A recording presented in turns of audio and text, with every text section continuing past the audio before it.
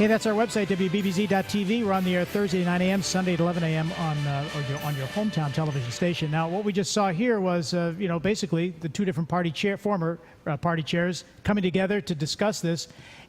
I've been involved in some union negotiations that have been pretty contentious. It seems like you're going to need, it feels like an arbiter to come in here and figure this out if somebody else who are in positions of power aren't, including the president, who I think should step up and take a leadership role. Well, it's old-fashioned politics, and if this were the county, Bob and I, and we, 10 years ago, Bob and I would have had it solved, working with our elected officials, sure, and just along the edges, spurring them to come to move forward, and understanding both sides have to give something up, and both sides have to feel that they won something, that it was worth giving something else up. Classic negotiation. Yeah. We have literally just 2 minutes left.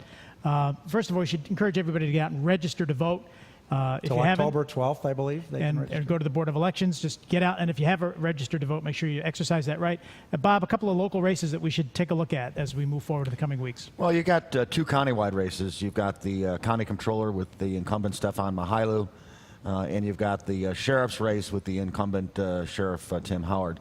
Those are countywide races, and as Steve and I know, having gone back and forth for a long period of time, it's a county where there's about 135,000 more Democrats than Republicans, but you do have, I believe, in these two races, the power of incumbency, where Mihailu's got some real good name recognition. Obviously, Sheriff Howard does as well, right. And I expect them to get both of them to get reelected.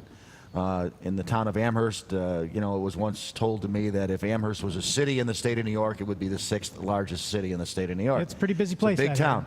And you've got, a contested race where you've got a member of the town board running against the incumbent supervisor, Barry Weinstein, and I think that's going to be an interesting race to watch. I think look for Dick Dobson to be competitive in the race with Sheriff Howard. Kevin Gaughan running against Stefan. Gaughan's in there. I think that's a tough race for him. But I think in the town races, Mark Mana's running for supervisor in Amherst. I expect that to be competitive.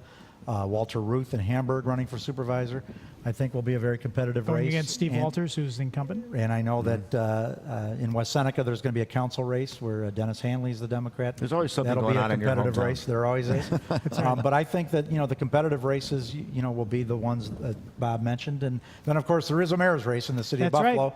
But I would think that Mayor Brown's a pretty heavy favorite. Well, we'll see.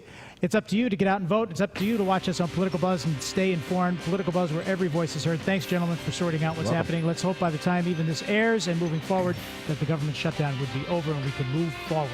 More on what's happening in Washington and what's happening in Western New York right here on WBBZ-TV every week. Thank you.